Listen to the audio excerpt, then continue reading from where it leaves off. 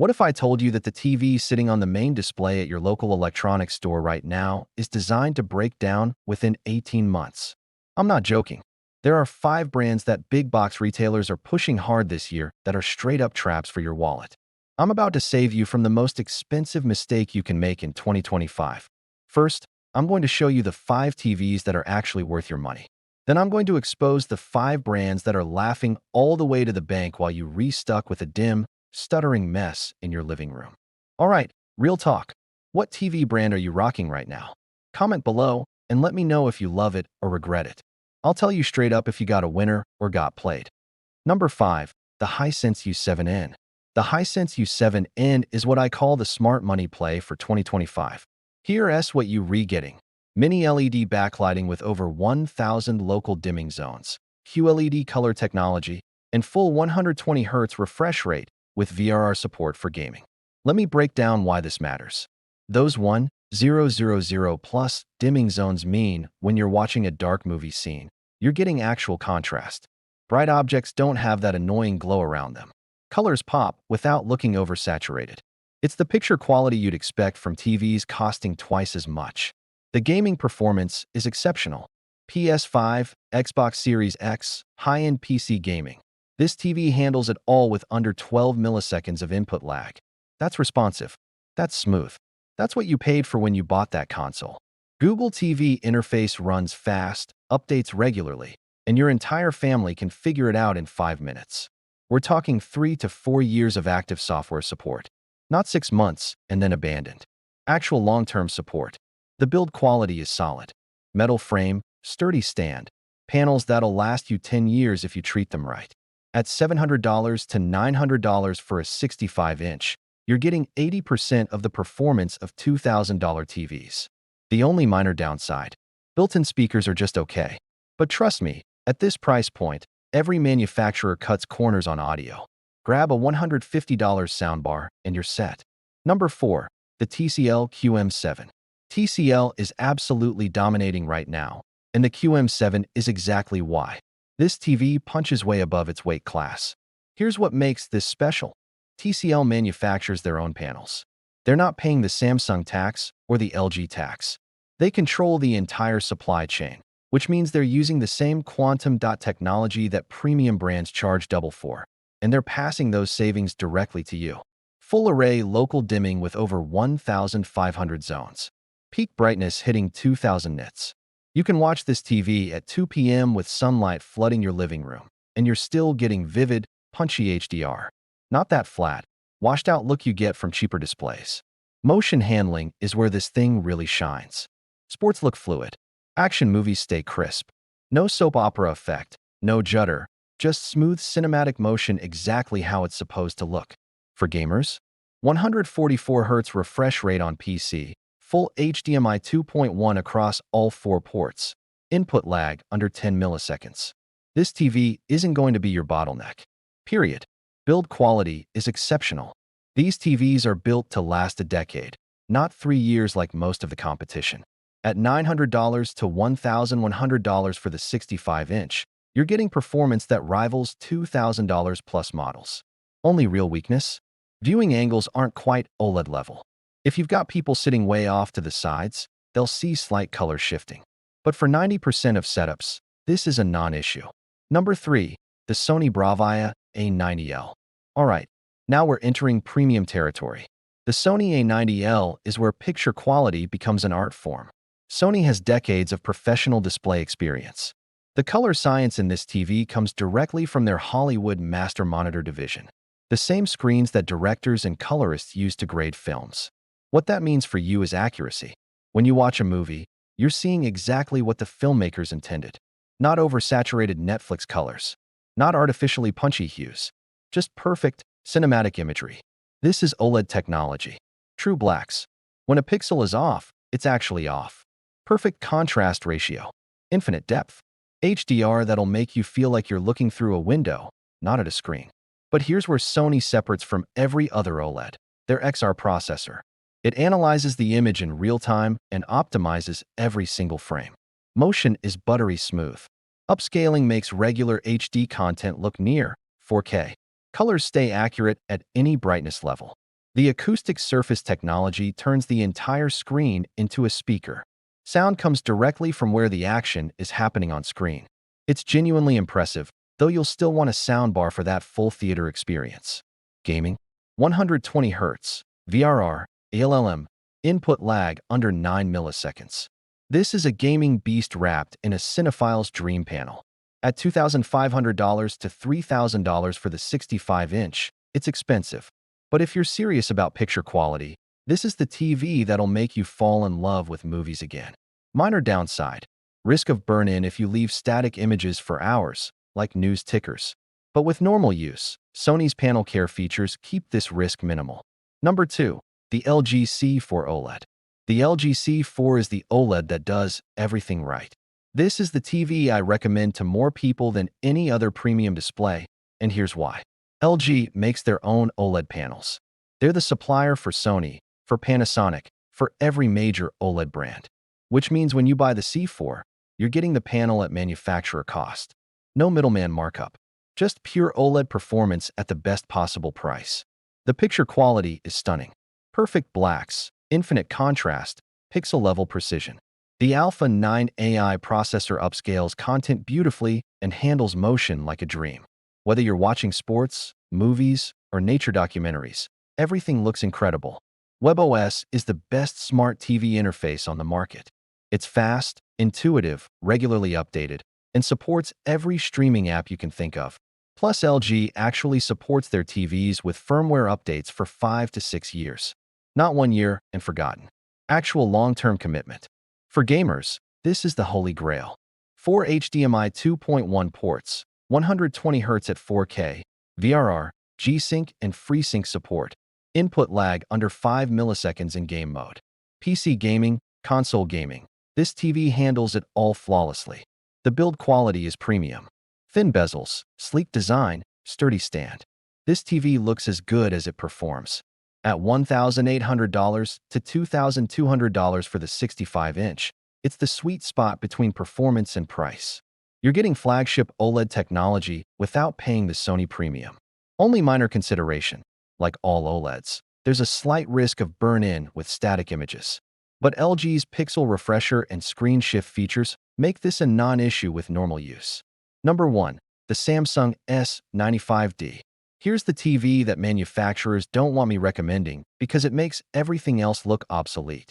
The Samsung S95D isn't just the best TV you can buy in 2025, it's a glimpse into the future of display technology. This is QD-OLED. Quantum.OLED. Samsung combined the perfect blacks of OLED with the brightness and color volume of Quantum technology. The result? A TV that hits 2000 nits peak brightness while maintaining perfect black levels. That's not supposed to be possible, but Samsung pulled it off. The picture quality is breathtaking.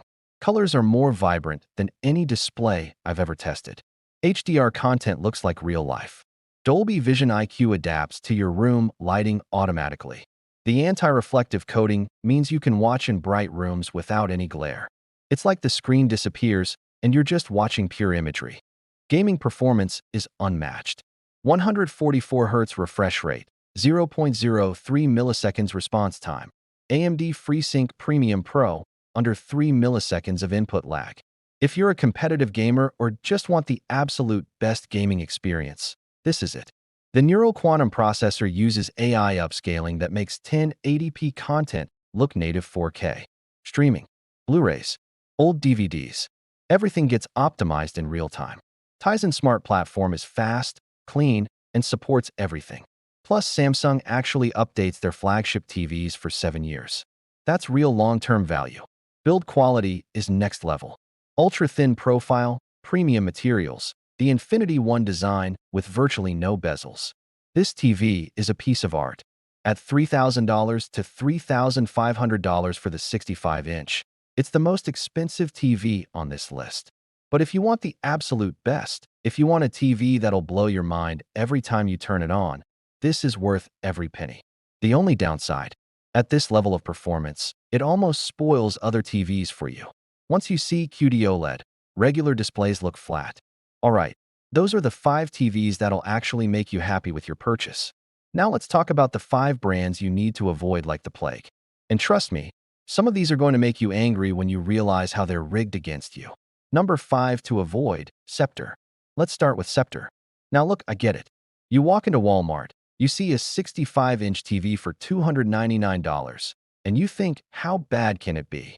The answer? Pretty bad. Here's what Scepter doesn't want you to know. These TVs use the absolute cheapest panels from reject bin suppliers. We're talking panels that failed quality control at actual manufacturers. The backlighting is so uneven, you'll see bright spots and dark patches across the screen. It's like watching TV through a dirty window. The 4K resolution is technically there, but the processing is so weak that you're barely getting better quality than 1080p. And the motion handling? Forget watching sports or action movies. Everything stutters and blurs like you're watching a slideshow. But here's the real kicker. These TVs die fast. I'm talking 12 to 18 months before you're seeing panel degradation, backlight failure, or complete powerboard death. You'll spend $300, and within a year and a half, you'll be buying another TV. That's a false economy purchase. You think you're saving money, but you're actually spending more in the long run because you'll be replacing it twice as fast. The Smart platform is about as smart as a brick. It's slow, crashes constantly, and half the streaming apps don't even work properly. You'll end up buying a Roku or Fire Stick just to make the TV usable. Trust me, save your money. Skip this one entirely. Number 4 to avoid, Insignia. Insignia is Best Buy's house brand. And here's the ugly truth about house brands. They're designed to maximize Best Buy's profit margins, not your satisfaction. These TVs use bottom-tier LCD panels with edge lighting. What does that mean for you? Terrible contrast. When you're watching dark scenes, you're going to see that annoying gray glow instead of actual blacks. Bright objects have halos around them. It's distracting and cheap-looking. The color accuracy is terrible. Everything looks washed out and lifeless. Those vibrant nature documentaries you love? They're going to look flat and dull on an Insignia. But here's what really makes me angry. Insignia TVs come with Amazon Fire TV built in, which means you're basically buying an advertising machine for your living room. You'll see ads on the home screen, ads in the menus, suggested content that's really just paid promotions. It's invasive and annoying. The build quality is laughable. Cheap plastic frames that creak when you touch them, stands that wobble. These TVs feel like they're going to fall apart if you look at them wrong. And don't even get me started on the longevity. Within 2 years, you're looking at backlight failures, power supply issues, or software that becomes so slow it's unusable. Best Buy knows this. That's why they push extended warranties so hard on these models.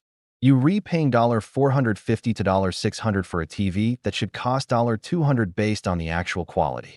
That's where Best Buy makes their margins. Don't fall for it. Number 3 to avoid, RCA. Now this one hurts because RCA used to mean something. They were an American electronics pioneer. But here's what happened. The RCA name got sold off to a Chinese manufacturer who's just slapping that logo on the cheapest possible panels to trick uninformed buyers. It's a scam, pure and simple. These TVs use panels so dim, you'll be squinting at them even in a dark room. We're talking maybe 200 to 250 nits of peak brightness, when decent TVs hit 1000 nits or more. HDR is a complete joke. There's no actual dynamic range. Everything looks flat and compressed. The viewing angles are atrocious. If you sit even slightly off-center, the colors wash out, and the picture looks like a faded photograph.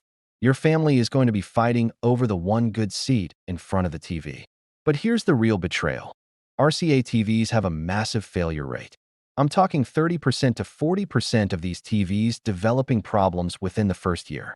Dead pixels, backlight failures, units that won't even turn on after a few months. And good luck with customer service.